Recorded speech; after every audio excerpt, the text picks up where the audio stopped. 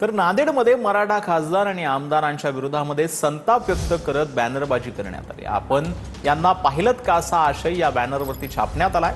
बॅनरवरती अशोक चव्हाण, प्रताप पाटील चिखलीकर, हेमंत पाटील, बालाजी कल्याणकर आणि आनंद पाटील बोंडारकर, राजेश पवार आणि बाबूराव कदम यांचे फोटो लावण्यात आले। आपल्यासोबत मराठा बांधव त्यांच्यासोबत आपण संवाद साधणार आहोत। नेमकं बॅनर का लावले?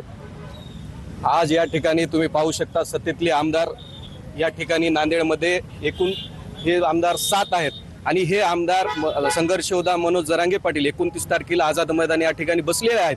पण हे आमदार आमचे नांदेड जिल्ह्यातले या ठिकाणी कुठेच आम्हाला त्या ठिकाणी दिसलेले नाहीत आणि त्यामुळे आज सकल मराठा समाजाच्या वतीने नांदेडमधले हे आमदार जिथे कुठे असतील तुमच्या माध्यमातून जर तुम्हाला कुठे दिसले असतील तर आम्हाला संपर्क करावा या हेतूने हे बॅनर या ठिकाणी आज लावण्यात आलेले आहेत। मराठा समाजा कोणाचे अधिकार हक्क म्हणजे मागून घेत नाही, हे स्वतःचा अधिकार स्वतः मागतंय शासनाकडे।